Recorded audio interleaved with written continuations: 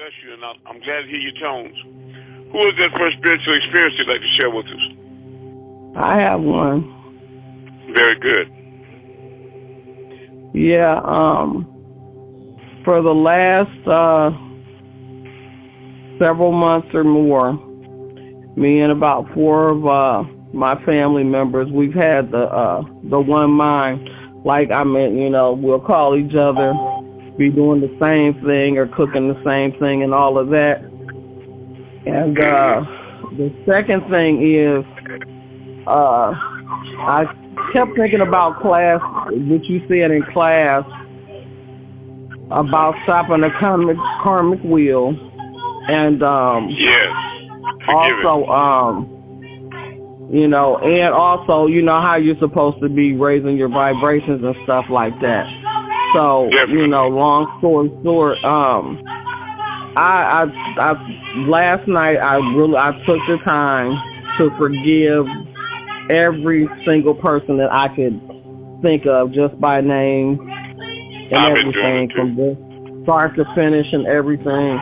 And it's like this one individual, it's to have to really forgive this person, and then it's like, yeah, no, it's not. And then just because the stuff is current, and then it's like, it's layers of things. You just did the ultimate, and then plus, now you digging off, and it's a lot. It's a lot to have to sincerely forgive somebody and stuff. But I really did that last night. And then the final thing is, I was trying to find something to watch today, and I had never seen the movie The Hitchhiker's Guide to the Galaxy. And I watched that today, and it took me to another level as well, as far as... Please send it to me. Please send me the link. Well, actually, it was on this app through the phone that my daughter... There's no way I can send it to you. But I'll try to see if I can find... I'll see if I can find a copy another way, via... And YouTube or something, through another app. Yeah, but it was just so interesting about the beginning part with the dolphins leaving, and then them making it illegal for you to even have any kind of contact with dolphins down here. And then just the whole movie to the point. Dolphins are to us, right? I know, and it just made me laugh, because they was like, look, y'all think we out here doing tricks and we trying to communicate with y'all. This is about to go down, and then they went on and left. Yeah. They got on up out of here before, it was just, the movie was good itself. It really was, but at the end, when they were like doing Earth 2 and all of that stuff, remaking the Earth and all of that, it just really made me miss my home. And I ain't talking about... Okay, now for people that don't know about... Yes. Mm-hmm. Thank I can't wait to get back there. I heard you. For those that don't know the history of the dolphin, when Nibiru accidentally hit Meldick, or Planet X, that used to lie in orbit where the hammer base of the asteroid belt is today, all the surface dwellers were immediately killed. The planet was cut in half. But those under the ocean, the warrior species, they survived like a baby in the cushion of a pregnant mother after a fall. They survived the impact. Well, when the Riskians came here to Tiamat, Earth, they wanted to figure out a way to relocate here, but they wanted to be part of the genome. So they went back to the seeds of Meldick, and they captured certain animals. They were called dolphins. Then surgically, they opened them up and planted our DNA in them, especially HAR1 type, sealed them up, brought them back to Earth, and then released them in the waters of Earth. And eventually, over time, they evolved tsunamis. They came up on land like the whale. They developed legs and they evolved into people. But now our genes were inside of them. That HAR1 type is inside of the Riskian gene. So now we have metamorphosed into Homo sapiens, and that gene it's time for it to explode inside of us. So that's how they put Riskians on the planet. But even though this atmosphere was not conducive to our life, we couldn't live here naturally and breathe and have this atmosphere. But now we mix the dolphin, we can live here. That's why when you go to a place like SeaWorld, you look at the dolphins and they swim right up to black people and they make those sounds. They try to communicate with you in their language. See, because they remember you, but you forgot them. The dolphin remembers you. Everybody understand what I'm saying?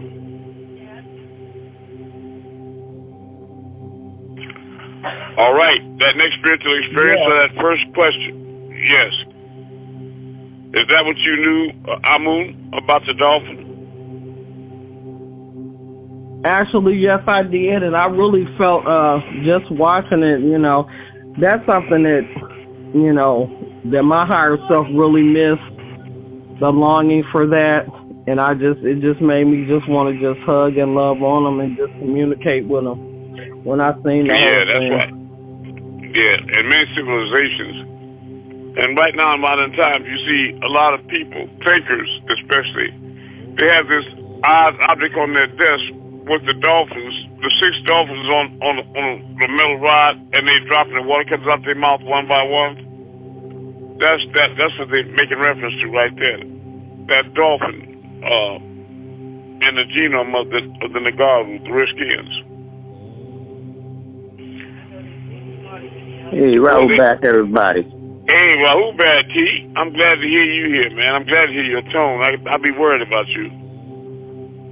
Oh, yeah. All right. I had a question I was thinking about. And I'll do my very best. Mm-hmm. All right, I'm just thinking about the world in general. How all kind of things happen to people. Sometimes people, good things and bad things. Somebody might go out to cut grass and find $100 bill in the grass while they cut it.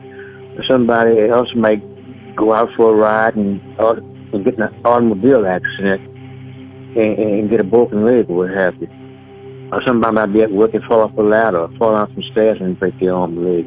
But all these things that happen in the world every day, are these things happening because it's supposed to happen, or is it a coincidence? Everything happening because it's supposed to go that way. That's the way the story is. There is a certain fate of Babar, but there's only fate with the Creator, the Most High. It's destiny with Him only. But for us, it's a surprise that's unfolding every day. But you got to understand, from the Most High's perspective, there's no timeline like past, present, and future. But everything is happening at the same time in the same place. You follow me? So that's how John in the book of Revelation could forecast the future over 2,000 years from his time of existence on earth, you follow? Because the Creator knows what's going to happen tomorrow. So it's predestination to Him. To you, it's fate unfolding, okay? Mm-hmm. If a person falls out of an airplane, it was their destiny. You hear me? Mm-hmm. Yeah. All right. So no such thing as a coincidence. No, and I'll give you an example of it right now. For those of you that have the wisdom of Tahuti, please find the book. All right, page 186. It's called Causation. All right. Every cause has its effect. Every effect has its cause. Everything happens according to law. Chance is but a name for law, not recognized. There are many planes of causation, but nothing escapes the law. You with me, Terry? Yeah, go ahead. The great sixth Egyptian doctrine, the doctrine of cause and effect, embodies the truth that laws pervade the universe, that nothing happens by chance. that chance is merely a term indicating cause existing but not recognized or perceived. That phenomena is continuous without break or exception. The doctrine of cause and effect underlies all scientific thought, ancient and modern, and was enunciated by the Egyptian teachers in the earliest days. While many and varied disputes between the many schools of thought have since arisen, these disputes have been principally upon the details of the operations of the doctrine, and still more often upon the meaning of certain words. The underlying doctrine of cause and effect has been accepted as correct by practically all the thinkers of the world worthy of the name. To think otherwise would be to take the phenomenon of the universe from the domain of law and order and to negate it to the control of the imaginary something which men have called chance. A little consideration will show anyone that there is, in reality, no such thing as pure chance. The word chance is defined as follows: a supposed agent or mode of activity other than a force, law, or purpose, the operation or activity of such agent, the supposed effect of such an agent, a happening, fortuity, causality, etc. But a little consideration will show you that there can be no such agent as chance, in this sense of something outside of law, something outside of cause and effect. How could there be something acting in the phenomenal universe independent of the laws, order, and continuity of the latter? Such a something would be entirely independent of the orderly trend of the universe, and therefore superior to it. We can imagine nothing outside of the all being outside of the law, and that only because the all is the law in itself. There is no room in the universe for something outside of and independent of law. The existence of such a something would render all natural laws ineffective, and would plunge the universe into chaotic disorder and lawlessness.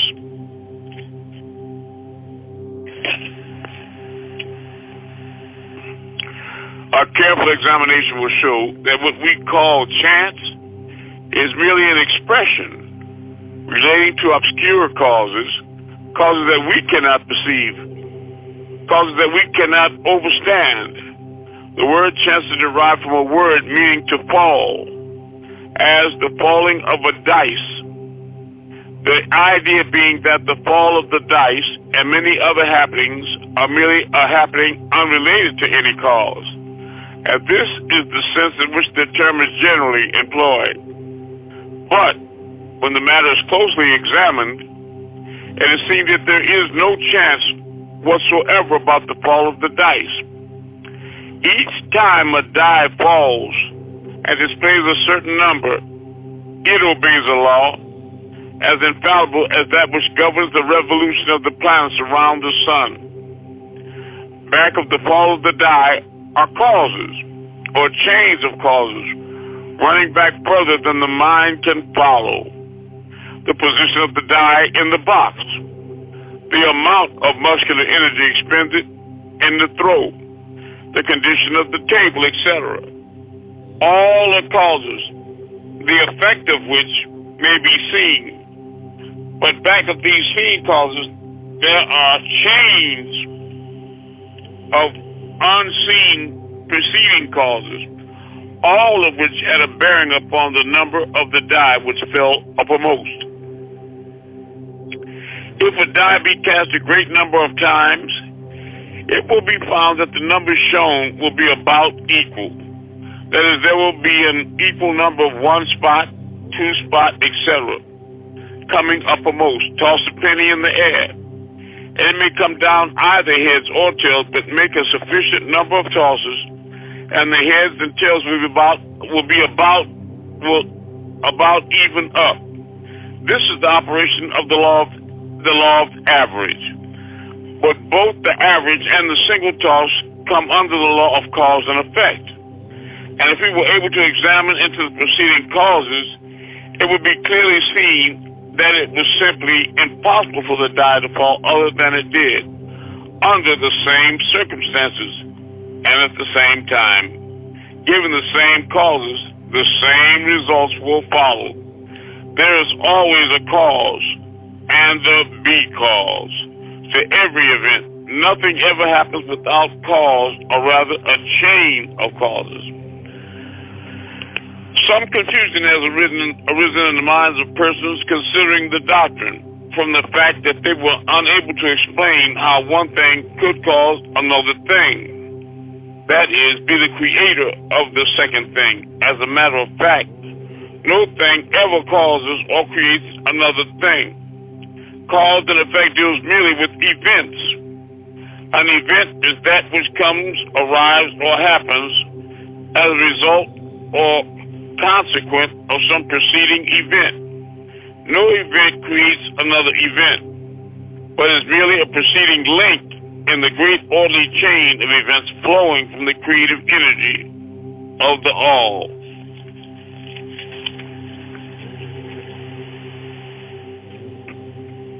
Now, there is a continuity between all events precedent, consequent, and subsequent. There is a relation existing between everything that follows. Listen, a stone is dislodged from a mountainside and crashes through a roof of a cottage in the valley below. At first sight, we regard this as a chance effect. But when we examine the matter, we find a great chain of causes behind it. In the first place, there was the rain, which softened the earth, supporting the stone, and which allowed it to fall. Then back of that was the influence of the sun, other rains, etc., which gradually disintegrated the piece of rock from a larger piece. Then there were the causes which led to the formation of the mountain, and its upheaval by convulsions of nature, and so on ad infinitum. Then we might follow up the cause behind the rain, etc. Then we might consider the existence of the roof. In short, we would soon find ourselves involved in a mesh of cause and effect from which we would soon strive to extricate ourselves. Just as mortal has 2 parents, and 4 grandparents, and 8 great-grandparents, and 16 great-great-grandparents, and so on until, when, say, 40 generations are calculated. The numbers of ancestors run into many millions. So it is with the number of causes behind even the most trifling event or phenomenon, such as the passing of a tiny speck of soot before your eye. It is not an easy matter to trace the bit of soot back to the early period of the world's history, when it formed a part of a massive tree trunk, which was afterward converted into coal, and so on, until as the speck of soot, it now passes before your vision on its way to other adventures, and a mighty chain of events, causes, and effects brought it to its present condition. And the latter is but one of the chain of events which will go to produce other events hundreds of years from now. One of the series of events arising from the tiny bit of soot was the writing of these lines, which caused the typesetter to perform certain work, the proofreader to do likewise, and which will arouse certain thoughts in your mind and that of others, which in turn will affect others, and so on and on and on, beyond the ability of mortal to think further, and all from the passage of a tiny bit of soot, all of which shows the relativity and association of things, and the further fact that there is no small in the mind that causes all. Stop to think a moment. If a certain mortal had not met a certain maid, or way back in the dim period of time, pre-dynastic period in ancient Egypt, you who are now reading these lines would not now be here. And if perhaps the same couple had failed to meet, we who now write these lines would not now be here.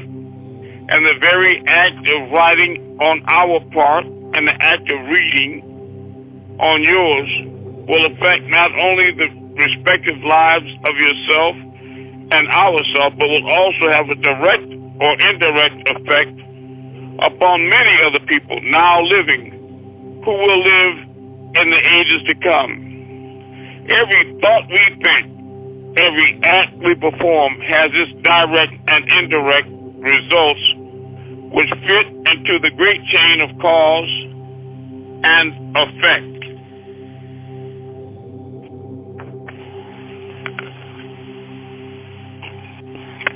We do not wish to enter into a consideration of free will or determinism in this work for various reasons. Among the many reasons is the doctrine, one, that neither side of the controversy is entirely right. In fact, both sides are partially right according to the Egyptian teachings. The doctrine of polarity shows that both are but half-truths.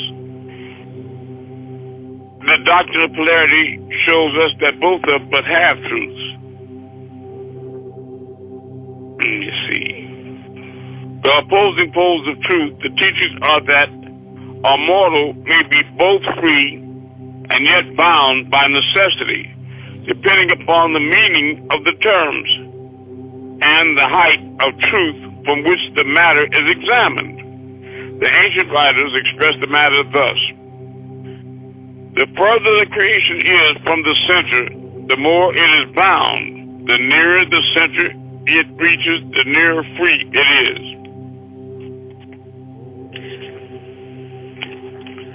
The majority of people are more or less the slaves of heredity, environment, etc., and manifest very little freedom. They are swayed by the opinions, customs, and thoughts of the outside world, and also by their emotions, feelings, moods, etc. They manifest no mastery worthy of the name. They indignantly repudiate this assertion, saying, "Why, I should be free to act and do as I please. I do just what I want to do." But they fail to explain whence arise the want to and as I please. What makes them want to do one thing in preference to another? Every time I tell you. Is there no because to their pleasing and wanting? The master can change these pleasers and wants them to others at the opposite end of the mental pole. They are able to will instead of to will because some feeling, mood, emotion, or environmental suggestion arouses a tendency or desire within them or him so to do.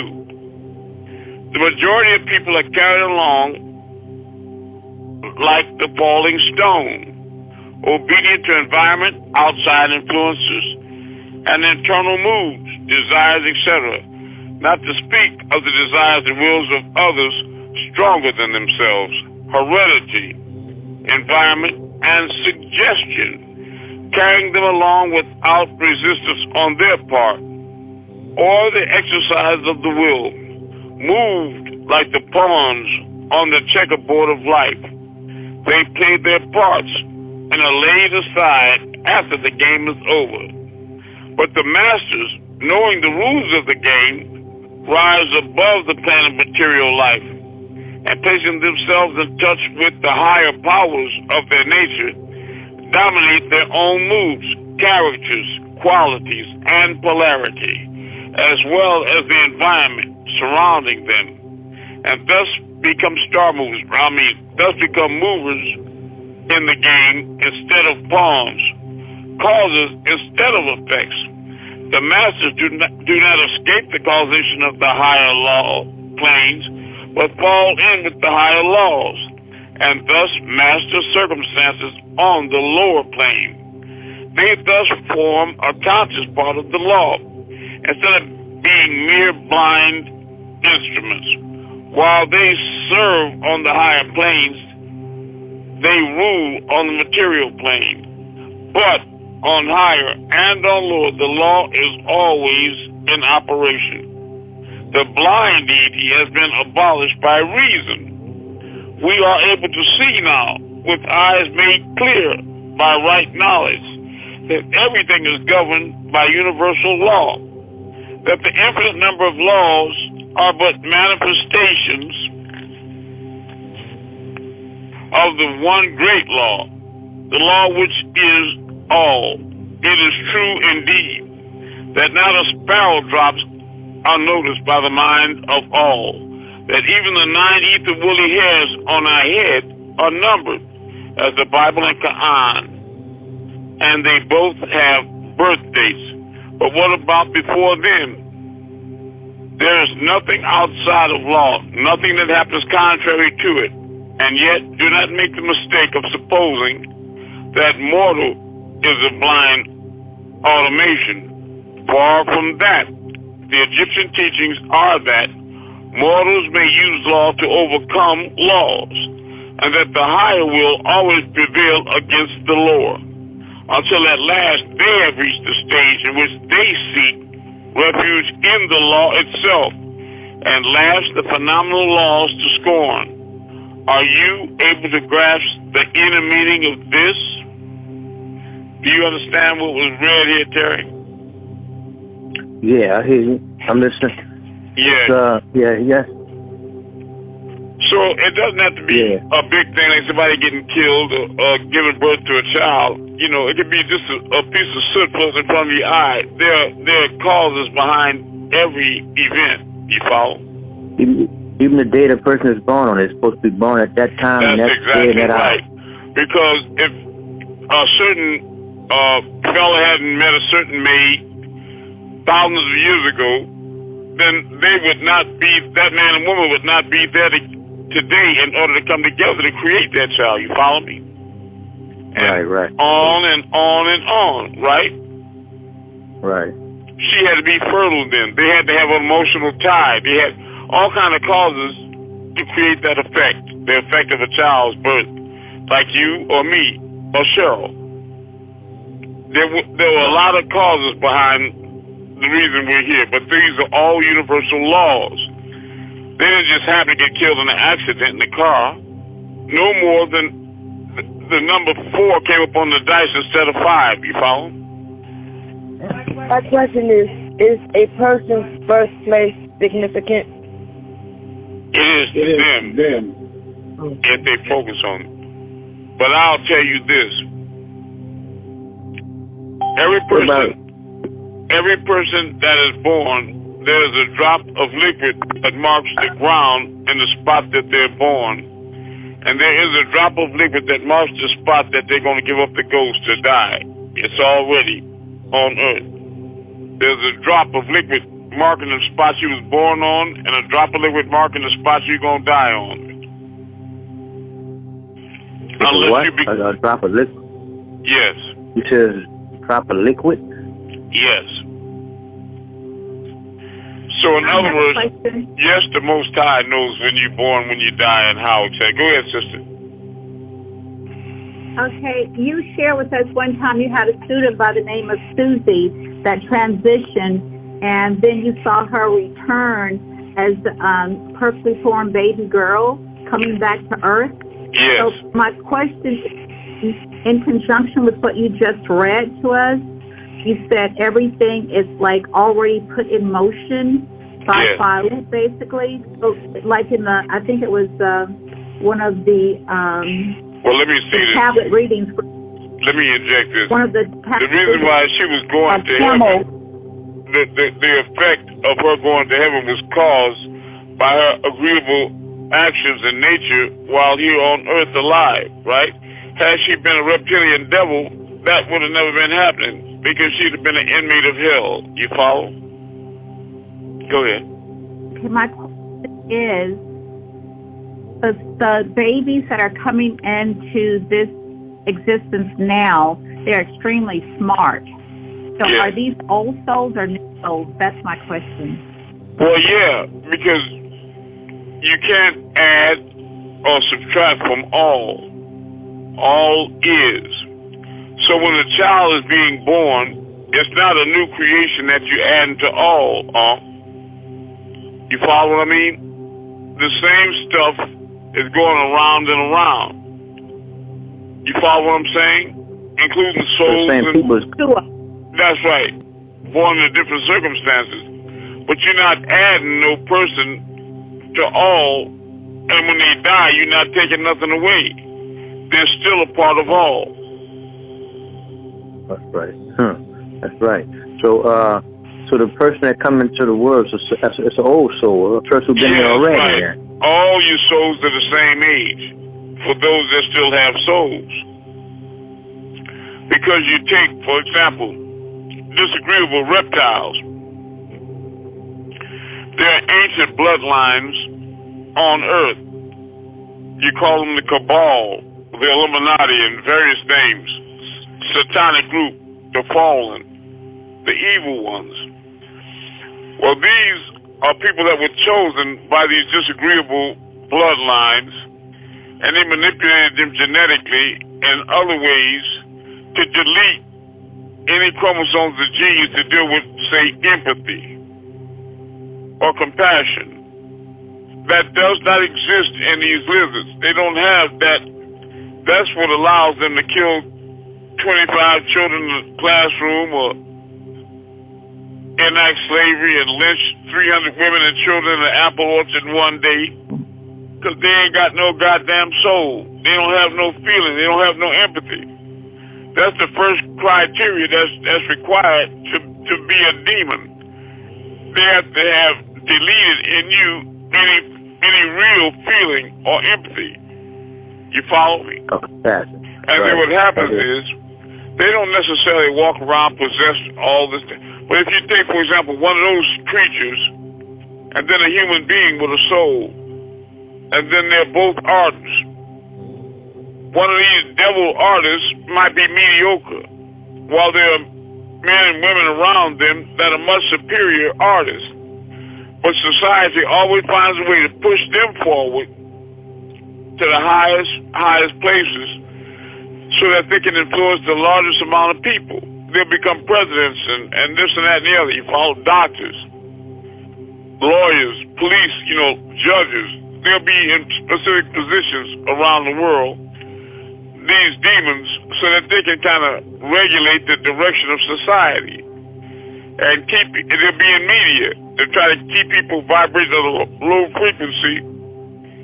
They keep projecting into your mind thoughts that drive you toward physicality, 3D, and the kind of things that will block ascension. At the same time, they'll collectively make every effort to block out anything or person that is helping to stimulate consciousness or wake people up or show them different points of view. They want everybody looking at things in a tunnel vision, not an expanded view. They don't want you to look up. They want you to be a proverbial ostrich with your head in the ground and your tail in the air, so there'll be damn feathers everywhere when they kick it. They don't want you to look up and try to figure out nothing to start thinking like what I just described to you, Terry. They don't want you to hear that. And so what they do everything they can to block and stop me. That can be all the way up to the government, the CIA, down to niggas and peckerwoods right on the phone listening with us right now. You understand?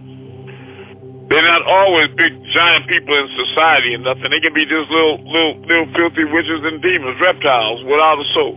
But they got them little things around a lot of places. Now their time is up because the awakening is happening. You follow me? And it can't be stopped. And they fear it. And their greatest fear is numbers, right? Because you all are in the billions, the people that they want to control. And they are very few in comparison. It's the pyramid structure. a few elite that know everything that's happening at the top of the pyramid, but all the way down to the broad base, you follow, it's too many people. So their solution is to cull the population, to kill off all the people systematically. Now, I was listening to David Icke. I don't know how many of you all got this DVD from me, but you should get it in your next spiritual package. He was explaining that they do it sometimes through disease and also through the shots they annihilate, they inoculize with, to try to say they prevent it, but they actually put the stuff inside the shots that you taking in order to prevent it. You follow what I mean? Right. They're trying to hurt you more and kill you more. Exactly. But what it is that they don't come right out and take a bullet and start shooting everybody or giving poison shots, you drop dead right on the spot. The reason why is that would alert the people in the back of the line. Is like, I don't want what you gave her. I'm not taking that. So they have to be real smooth with it. It's called problem, reaction, solution, just like with 9/11. They create a problem, like knocking down the towers. That reaction is fear. Society gets frightened. And the solution is they run to the government that created the problem and say, what are you all going to do about this? And what does the government do? They say, well, we can protect you, but we have to take some more of your rights, right? We have to have no-knock warrants. We have to have more control over your children. We have to be able to tap your phones and all this type of stuff, so they take more and more freedoms from you, right? So the problem is the tragedy that they create, like AIDS or a pandemic like COVID. The reaction of the population is fear, and the solution is to run to the government about, like, what y'all gonna do about it. But the people are not aware that it's the government that caused the thing in the beginning. You follow me? They're creating all these viruses in laboratories. Right. So they keep it trapped on this wheel. They're just going around and around, right? From birth to death. And they wake up in the same circle. Reborn in the same circle. They keep going around, they go forever. They stay trapped in this filthy lie like demons, just on that wheel. Now, another thing. Now what people would be amazed to know is that the reptilians are more under control than the people that they're trying to hypnotize and put under control. They're actually, most of them are injected with antibodies and these micro little things, the science, I forgot what you call it, but they got all, they just riddled with all these little things inside their blood and their body. It's nanoscience, nanotechnology. And they pull these nanos and they just can't be free, But now the good news is that the event is coming. And this planet is moving into an Oort cloud that's shifting the energies. And the sun is exploding and the corona is reaching the earth and the energies are shifting. And as soon as it reaches a peak, because it has come strong before, but they had to dial it back because it was too strong for a lot of people. It was like trying to bathe a baby, but the water was starting to cook the baby, but now the people are ready for the full strength. And what's going to happen very soon is it's going to destroy all AI, on planet and off planet. All AI is going to be destroyed. Artificial intelligence. And when that drops, that frees the reptilians and all these people that are in the dark side to break that spell and that control that they have, and they'll have a free mind to make a decision to return to the world of the first mind again. You got it? Mm-hmm. who had a choice to return back to the first mind, a reptilian or regular people? Everybody will be able to return to the world of the first mind and make intelligent decisions. Because now they can't make decisions. Like Marquita Love, she's just a stuck bitch in hell. And her mind revolves around the toilet from one turn to another, and it can't move no further. You understand? Mm-hmm. Not from shit to shit, from shit to shit. Right, go ahead. Right. Now, people, you see a lot of us, before we born, we pick our own parents. We was taught that too at one time, right? Yes. We pick our own parents. Exactly. Now, that picking our own parents, when we pick our own parents, that's all set, and that's all part of the law. Done in advance. That's part of the law. We already knew we were going to pick already. Yeah, because your oversoul picks your parents for you according to what kind of lessons it knows you need to learn in this school right here on Earth. You understand? Mm-hmm. So all the time your parents are not necessarily good because that's not what you need. You need to have tough love or hard lessons. So your oversoul picks the parents that you need because you're a crude and a cold, unsympathetic being that needs to be treated cold and unsympathetically in order to understand what that kind of treatment is like. Like a pimp and a whore. You bring them back and the pimp is now the whore and the whore is the pimp, then they understand real clear. Mm-hmm. He understands. You ain't got to, it's clear to him. Every day she got her foot in his ass, he understands. Mm-hmm. Wait, I got a question in. Okay. Yeah. If that's what about people that like are sexually abused as kids and stuff like that?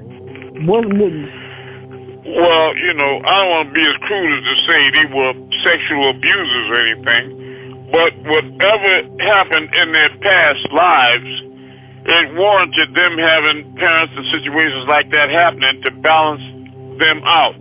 That's what they needed. That's what they required. You have to remember that Earth is not just a hell for torment and punishment. This is actually a hospital for the spiritually sick. Are you following me? Mm-hmm. So yeah, but now, how do you make a molester understand that they're wrong?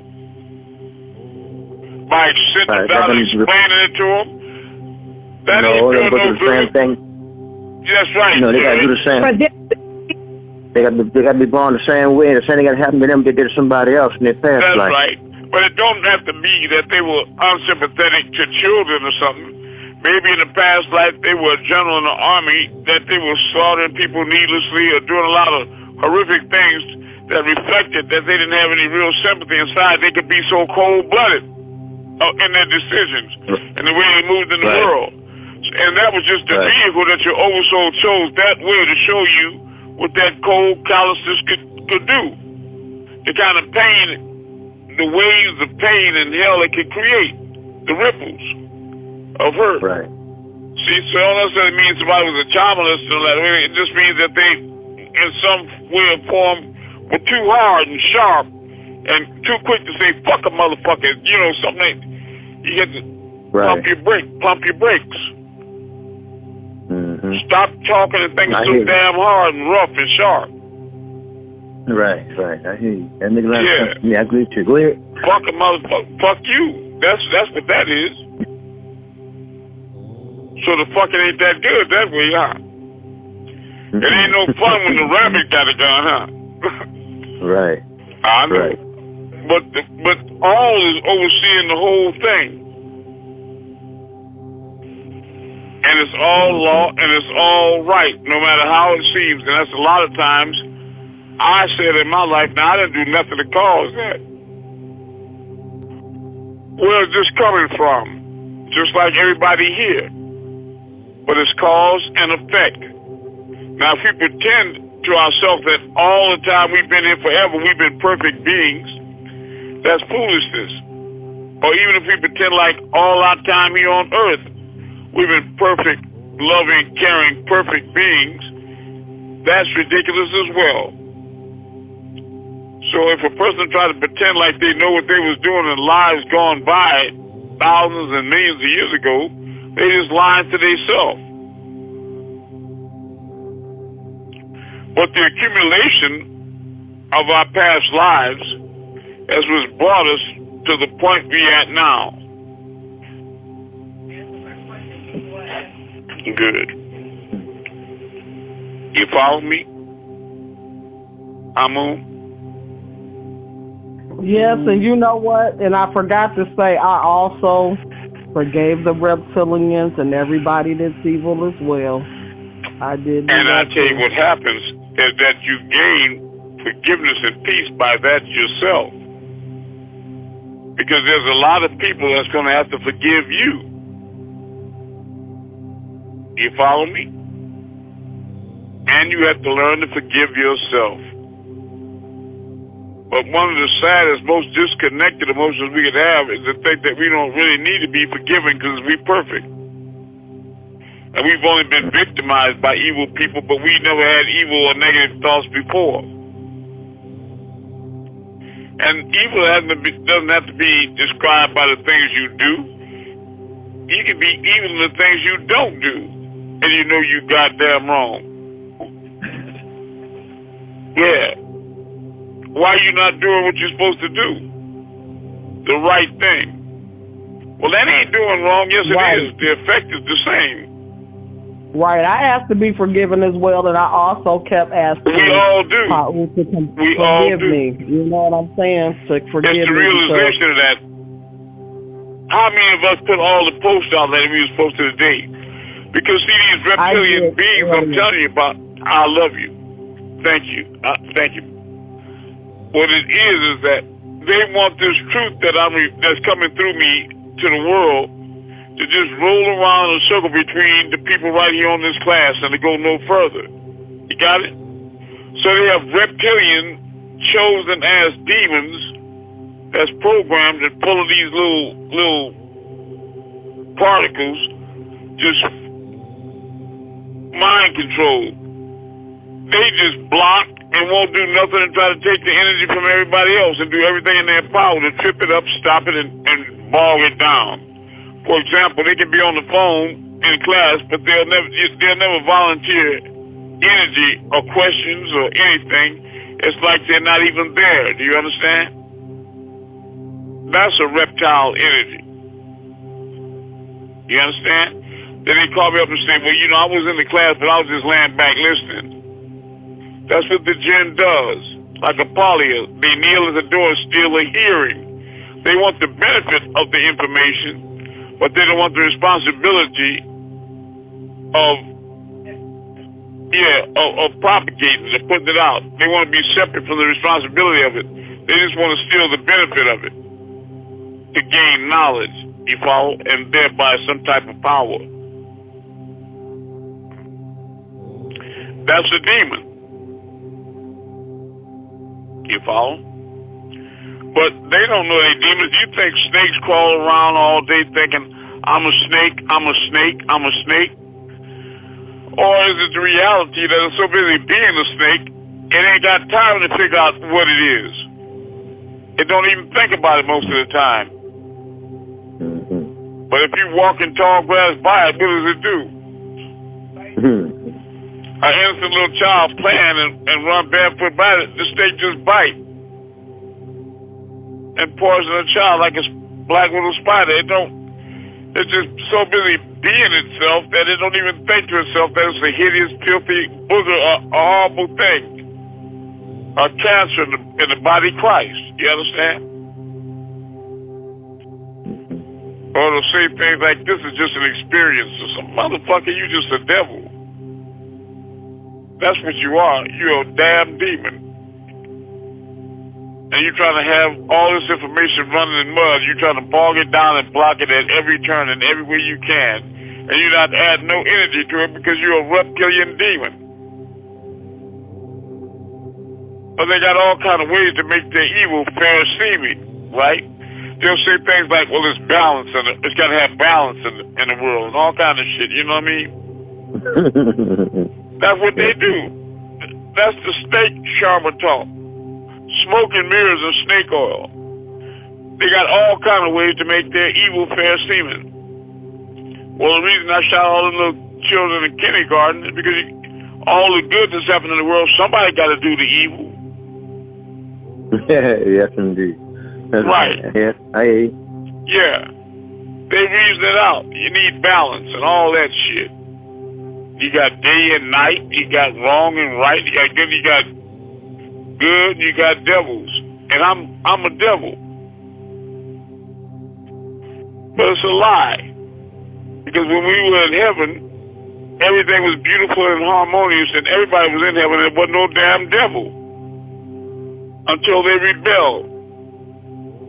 After an eternity living without evil, you follow me? Evil is not a prerequisite or necessary requirement for existence. They're a goddamn lie, and the truth ain't in him or her. Right. They're just ugly. Ugly, filthy bastards. That's what they are.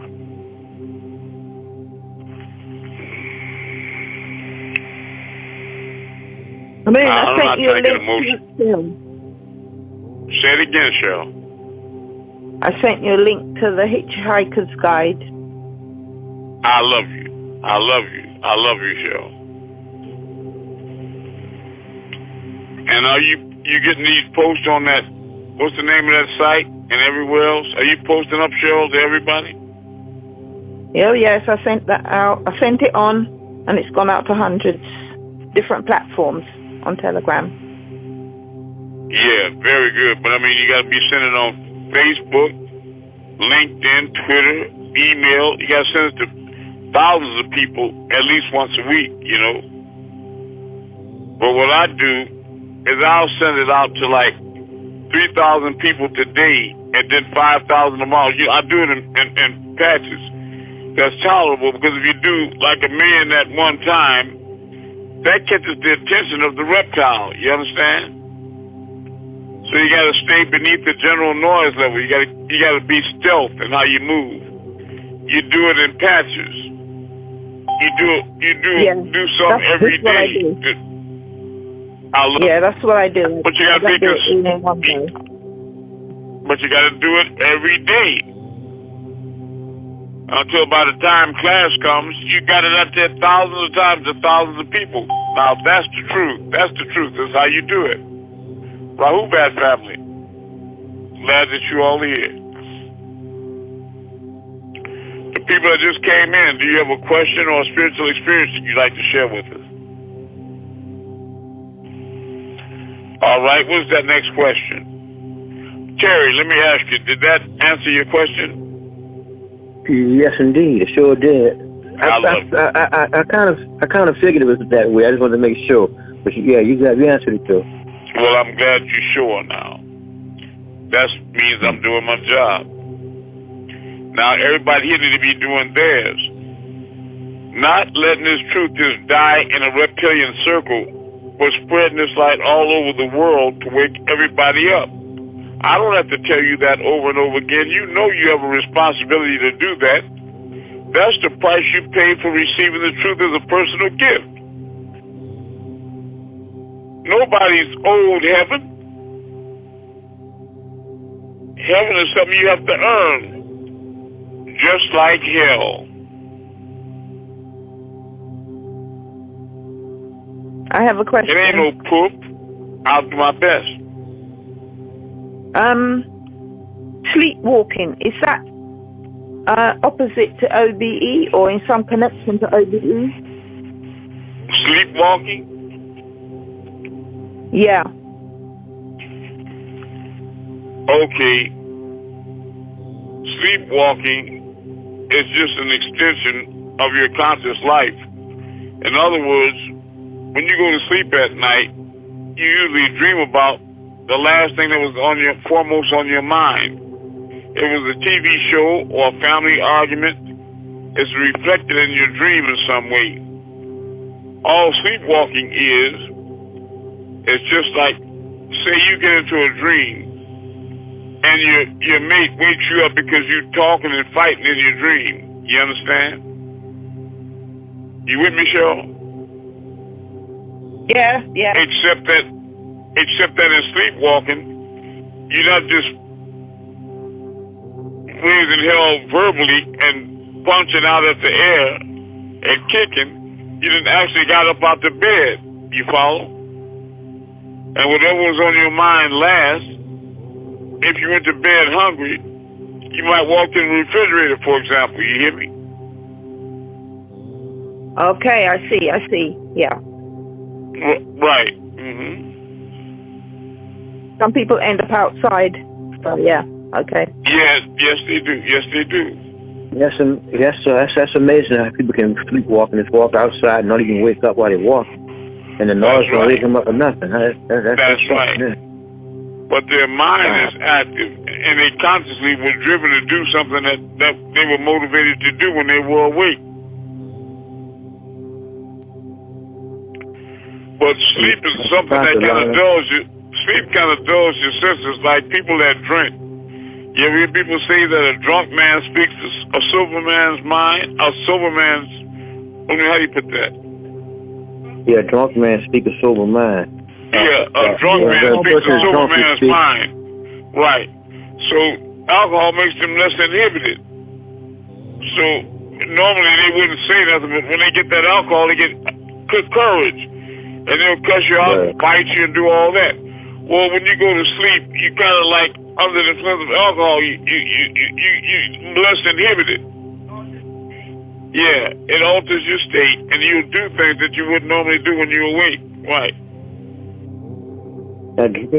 But dreams, you say dreams just sometimes dreams be a warning or a message for somebody. Yeah, but out of every 12 dreams on average, you have 7 false dreams and 5 true dreams. So if you want to master your dream, when your oversoul is communicating with you, you should always keep a pencil and paper or a tape recorder by your bed. So whenever you have a dream, as soon as you wake up, write it down. Don't let 5 minutes pass, because every second you lose more and more of it. You follow me? And by the time the end of the day comes, you don't remember hardly anything. You say, I don't have dreams. But see, if you do that for 2 months in a journal, then you go back one day and start reading all those dreams all the way through, the pattern will start emerging to you, and you say, oh, you start understanding what it is your oversoul is communicating to you. You got it? But you can't connect the dots by trying to analyze one dream out of 1,000, you got it? Right. For the pattern to emerge, you have to record them all and then go back through them, and you say, oh, I see. That wasn't just foolishness or random things. My oversoul was telling me this. That's why that happened. And I wouldn't even pay no attention. I wouldn't, because you didn't take your dream seriously. That's an opportunity for your higher self to communicate to you on this plane things that it already knows. Because it knows the future too, right? The same way that you go to sleep and dream something, and then you be walking around the street with your friend, and you see something happen in front of you, and you tell them, say, look, I saw this happen in my dream 2 weeks ago. Am I right? Right. But now you wake conscious lower mind, it can't see the future, but God inside the temple can. You got it? So if God is trying to tell you, don't go to work that same way that day in dream scenarios, and you don't know how to read dream language, then you get up and drive your car right into the accident it was trying to tell you to avoid. You got it? Right.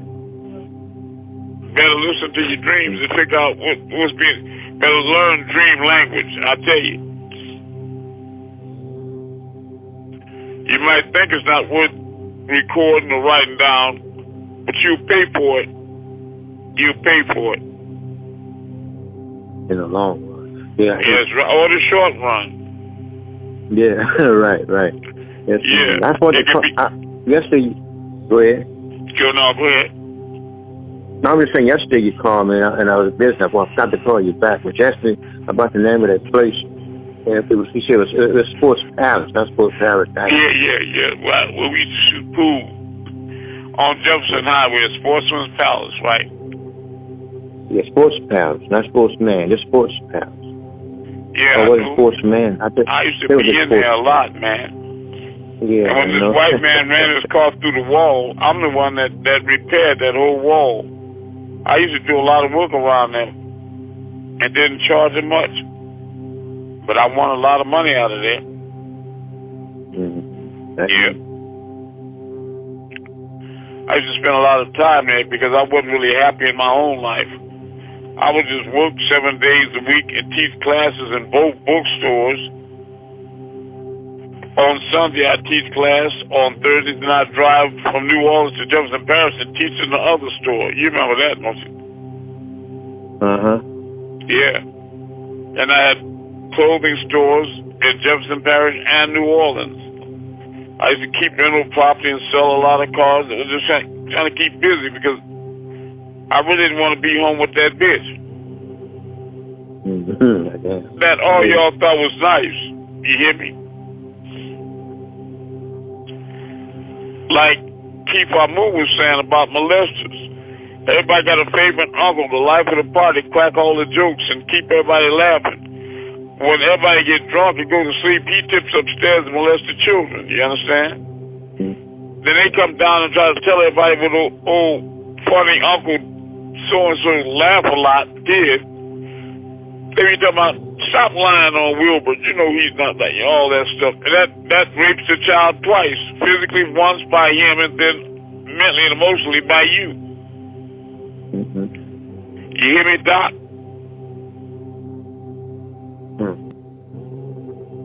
Little children telling you that somebody molested them, shut the fuck up and listen for a minute. Right. I would believe a child in a minute. If a child told me that, I'd believe in a minute. Say, what? That's right. Especially if you got more than one child saying, especially if you have more than one child saying the exact same thing about the exact same person. You wouldn't want nobody calling you a lie, would you? Nope.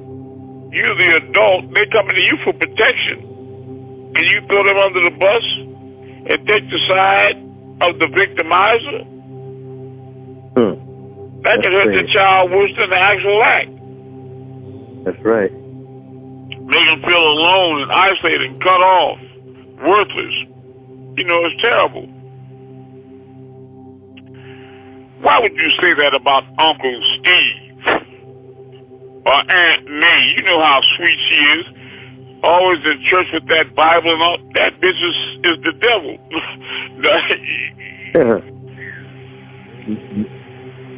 Don't you say that again, I'll slap you in your mouth. Don't say that about her. Khadijah ain't no demon. Well, you don't know Khadijah. You see? You know the face she showed to you. You got it?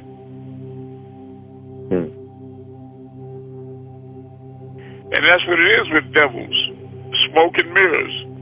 They show one face to the people that they're not attacking and another face to the ones that they're attacking. Their victims can always feel them. Of course. Acutely, they can feel their pain. You follow? But everybody else, they try to be friendly Betty, friendly Willie, friendly Dave. You got it? But they used to that pitchfork in you over and over again. Plucking your goddamn nerve. They know exactly what you don't like, what you don't want to hear, and they lean on that. You understand? They say and do everything that grates your nerves. And they like, oh, I don't know why you so upset. Motherfucker, you know what you... Stop that. Amun? You know just how to... Yes. You know, you said that there's a drop of liquid where we're born and a drop where we will die. Is that... Yeah, I don't mean amniotic fluid. There's a spiritual... Yeah, go ahead. Yeah, spiritual. That's what I was going to ask. Is it on the... Yeah, is it in the spiritual or... Yeah, physical rest. Okay. Yeah. Right, yeah. Okay. It just marks the place that you're going to be born and the place you're going to die. Which speaks even more to what Terry was asking. Yes, all part of the law, Terry. It's all planned out, yeah. The Most High knows when you're going to be born and when you're going to die and where. But to you, it's Kwabar, it's fate to you because you live in day by day on this lower vibration. But if you raise up into a spiritual consciousness, at least to the fifth plane, then the future becomes your present. You understand? So you become your present, the future? Yeah. I mean, in other words, you know, you can see the future just like, I mean, you can see the future is the same as right now. So that means you can avert it. You understand? You can make a different decision. Oh, yeah. All right. Let me show y'all something in a letter. Let me show y'all a letter, Father Bab. Yeah, I knew. And when you get these spiritual packages now, I'm putting at least 3 letters in it. All right. What's the next question? Why is she getting those letters? I have one. Yeah. I would like to know what does it mean to actually quiet your mind down, and what would be the best way to actually do it? To quiet your meditation, make the journey within, and come in remembrance of who and what you really are. By saying to yourself, I am not this body. I am not this situation. I'm only watching this happen from above. Remembering that you're a spiritual being, what you are is pure consciousness, having a physical experience, right? But if you're doing ugly things in the experience, then you're a crooked, evil spirit or consciousness, you understand? Just like you're a good spirit or consciousness if you're doing good things. And to those that say, well, I ain't doing nothing, to those of you that are neither hot nor cold, I'll spew you out of my mouth. You go with the ones to hell. You understand?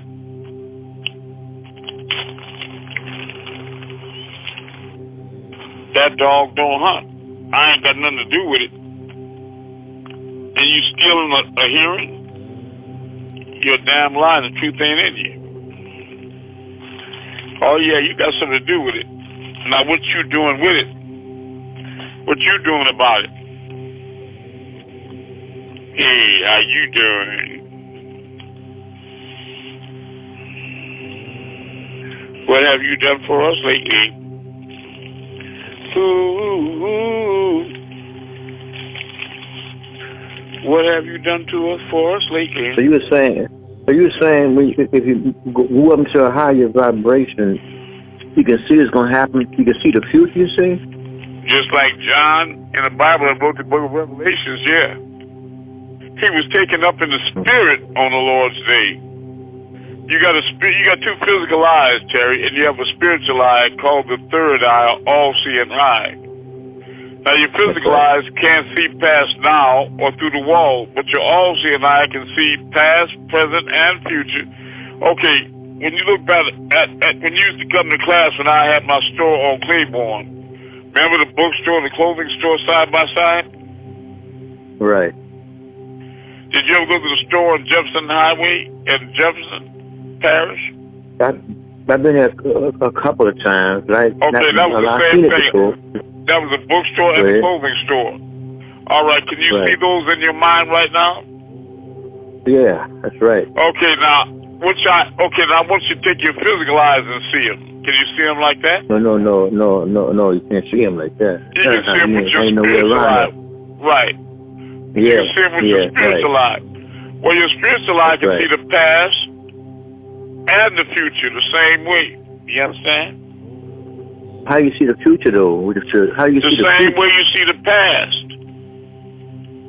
Well, because in the spiritual realm, it ain't no past or future. Everything is here and now. Okay, damn. Here and now. That's right. All right. I can remember the past, but I can't remember the future. But you can still see the future in the spiritual realm. Listen, I got one letter. I got one letter I'd like to read to y'all from Amun-Rayay. He wrote me from Colorado, 447. In the name of all, and he got my ring that I wear, the signet ring, and on top he got Amun-Rayay Panateret. Then Amun-Rayay on the right. Under that he's got Amun-Rayay. Then across from him he's got Amun-Rayay. And then H.E. Sunni Baba Bassa, Africa. Dr. Malachi Z of 33°/720. Melchizedek Al-Kedar. In the name of all. And it reads, I greet you, my beloved and noble, and great and noble pastor, Mr. Larry Darrensburg, the one and only, from the nadir of the hour. Yes, this is the days we used to sit and talk about, and that was in times before Earth. We used to talk about the times all the scriptures in are found. The mother of scrolls spoke about the tablets, right? The 4 cycles, the fall of Babylon, Iraq, the fires of torments for the new Sodom and Egypt, this new land of Canaan of the Amorite Cans. Americans, he called them Amorites. Cursed be all they do. But as we look at the great clock on the walls of Sahu Orion, we see time is not on his side. The 6,000 years has ended. And this, don't y'all be a part of this. And many stand off from afar, look, watch, and listen to the cries of such evils of Leviathan. Yet none will help. As the son of Zoda, talking about me, as the son of Zoda rise with healing in his flight for the Melanites' children, the true son of the green light, Panuapat, children of the Most High. He says, Amun-Rayay on to Pa-Rasunat, the Enneads. Well, my son, and I know his demons thinking, oh, yeah. No, you got it wrong. Well, my son, we have walked together for many years. That's many years. Trillions. That is, took that long walk on that short path. And we always tried to do the best we could. We respected or took a second look, respect, at Mother Hathor. Mother Hathor. Let me see. She was always there for us. She was there for us. Now that our hair is silver, our eyes grow dim. With our minds, we can lift the stone that we cannot move, the capstone of our temple, our dome. What we're talking about now is we can raise our lights up our spinal column to have that aura form around our head, and that's the craft that we take flight in, right? So he's saying that he and I can do that. Okay. With our minds, we can lift the stone that we cannot move, the capstone of our temple, our dome. to receive the crown of eternal life. Do you feel me, my son? All right. Now it's going to get into too much personal stuff. I'm going to leave it alone there, but I'm putting letters. Now, those of you receiving spiritual packages, will you bear witness that I'm putting letters among all the information in there for you as well? Yes or no? Yes, I bear witness to that. Yeah. Okay. Nobody else is bearing witness, huh? Well, there's so much information. Yeah, well, bear witness because you helped put them in there. Terry, don't think that you... I said I bear witness because I helped put them in there. Yeah, Terry, you need to get you a spiritual package. I got one for you, and it's been here for a long time. And Patah. All right. Yeah, I'm serious. And Patah, don't keep putting it off. I know we all got written bills, but these packages are dynamic, and they really are full. They really are. But those of you that know me, you know I don't slack on what I give. I give you more than you give me now. So do your job. That's right, bear witness to it. And to thine own self be true. You do have an obligation and responsibility to the mission, because it's your mission. People sometimes, they want the station or the rank of being a disciple or son or daughter of thunder, but they don't want the responsibility of it. That's like people that want the honor of a prophet or Messiah or Martin Luther King or Malcolm X, but they don't want to die. Are you fucking crazy? I want to go to heaven, but I don't want to die. Nigga, please. They don't want nothing to do with the hard part. You understand what I'm saying? They just want to receive light and love and blessings and all that. Man, Ray, are you here tonight in Mississippi?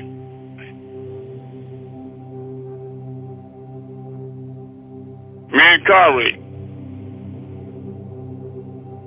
I want to say, the brother called me up and he was feeling real bad, a lot of pain, etc. He asked me to come to him, or I told him I would, and I kept going to him all night, focusing on him all night. And he called up and spoke to Anugas the next day. Okay, tell us, what did he say? Bro, back. Come on. He called my phone Monday and asked me to tell the Messiah, thank you for helping him, and that he felt a whole lot better. And that's what I do at night for all y'all. Rahubat, Kim, how you doing? I'm hanging in there, Messiah. I'm doing pretty good. How about yourself? You got your post I sent you today? Yes, I did. All right. But the most important thing, did you post it up, or did you listen to it, read it, and learn the whole thing? I'm listening to it tonight once I charge my phone, because I got like 12% on my phone. Okay, well, make sure that you post it up everywhere, because this is not just a die in a circle among us in this class.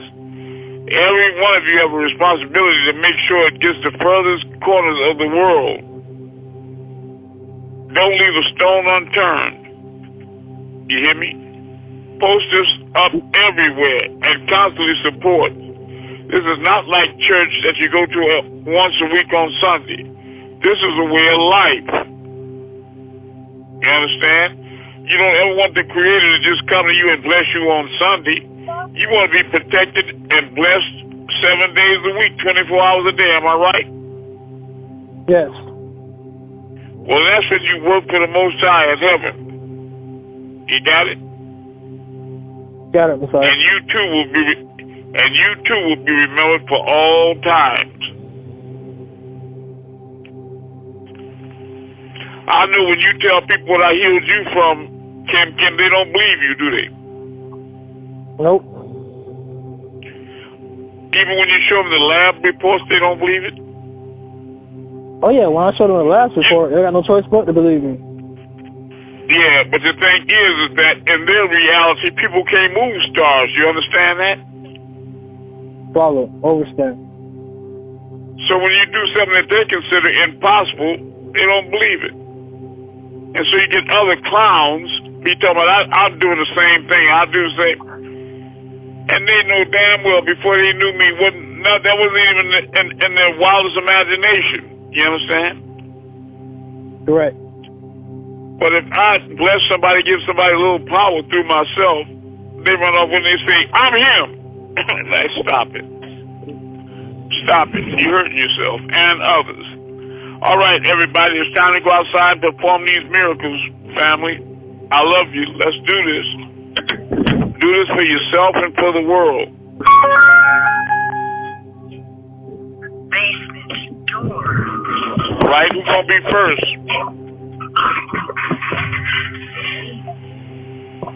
Who's going to be the first one to perform that miracles? They'll try to take that long walk on the short path with me so that you can learn to lift the stone with your mind, the capstone of your dome. When you think about Angkor Wat, and you see those, wait a minute, don't talk on the phone. When you see Angkor Wat, and then you see those round domes all over the top of it that Malachi calls stupas, that's the dome of those crafts that you take flight in like sand. That's the light. So the crown he's talking about, when you pull your inner lights up your spinal column through the etheric cord, and the light spreads out over your head to make a crown like that picture of Jesus with that light around him. Well, then when you get that light raised up like that, people can see your aura, then you received eternal life, don't you understand? Because you become enlightened, and you raised above the physical realm, above the physical body. You become a whole light being. So I'm trying to get you there, but you're not going to make it if you don't participate in the success of this mission. You can participate in the mission without participating in the success of it, and you'll be left behind. I'm telling you now. Don't trick yourself into thinking you're going to do nothing and it's going to lead to something. Some of you were making donations and you just froze up. You're not doing that. You're not even doing that. Not even the little small donations. You're not posting up anything. But what you looking for to come? Heaven? For what? You think you're supposed to get blessed for receiving knowledge? Or you think the people that spreading it all over the world gonna be blessed? The people that supporting it and giving tithes financially, regularly, giving donations, and propagating. Those are the ones that's under the wings of an angel. If you sitting and twirling on your thumb, you ain't gonna get shit out of that.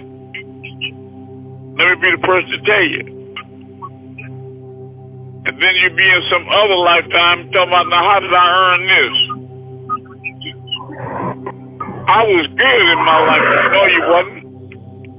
You wasn't good. You was no good. Because what good are you doing to call yourself good? Well, I love my family. Yeah, that's cute. But you got a heavenly family. Your family didn't give you life. All right. And they don't sustain it. They don't keep it. All right. Now who's going to be the first one to move a star? I will, Messiah. I see a star. All right. This is the nucleus. Okay, tell me what you see and what you going to move. I see a star. I'm going to move the star. All right, I see it. This is the nucleus. In the name of Amun, hands up.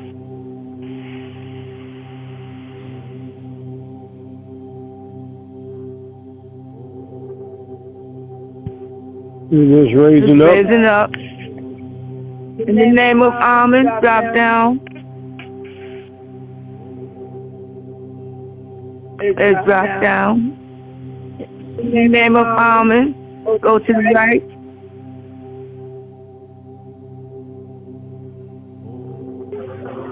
Moving right. In the name of Amun, move back to the left. Let's move back to the left. It's moving left. In the name of Amun, come closer.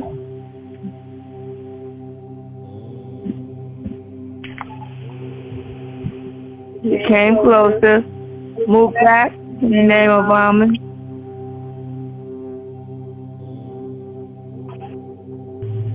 It's moving back. Move back. In the name of Amun. Make a clockwise circle. All right. Okay. It's a full moon out here. Can you do my face? Let somebody else go. Hotep, what about the movie? Go ahead. I'm looking at a star. Okay. In the name of Amun-Rayay. Hey, wait a minute. What about the moon, Doc? I can only see the moon right here in Florida. Okay, Hotep, go ahead and move your star. Okay. In the name of Amun, raise up.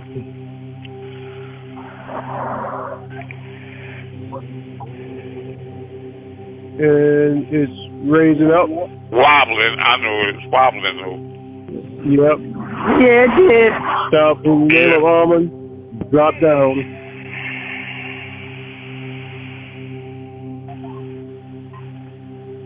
And it's doing a little shuffle, but it's dropping down. That's right. Down. Stop in the name of Amun-Rayay, move to the left.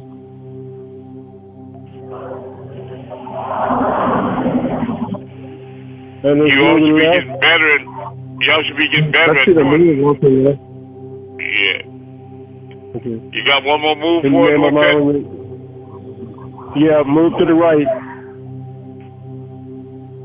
And it's moving to the right. Tall hat Messiah in the family. I love you.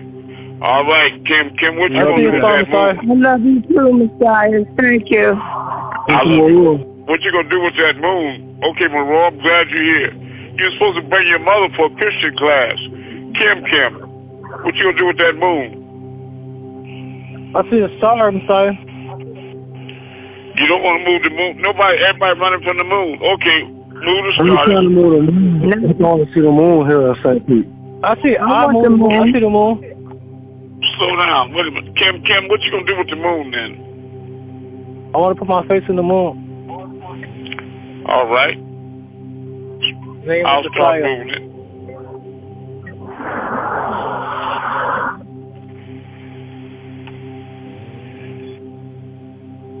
I can see the two eyes followed by the mouth. And it's getting real bright. That's my energy is focused on it. Yeah, it's gonna get real bright. It's getting real bright. The all around is bright, and the center is bright. You can see your mouth moving, right? Yes, I can see it. Yeah.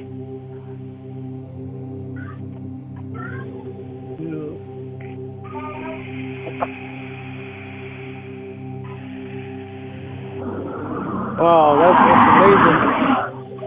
I see your eyes too. I see the two eyes, the nose followed by the mouth. Yes. It's like a smiley face on it too. That's right. I love you. Maror, you gonna move the creation or what you gonna move, Maror? I love you. Maror, what you gonna do? I finally can see stars. Okay. What you gonna do? I move the whole creation. Going up in the name of the Messiah, Amun-Rayay.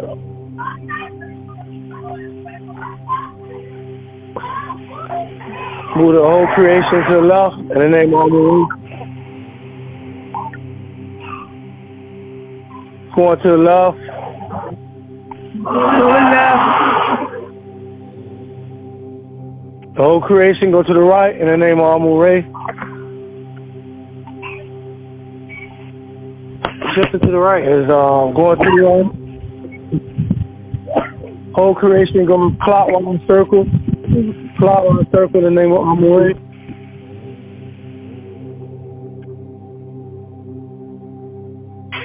It's going clockwise.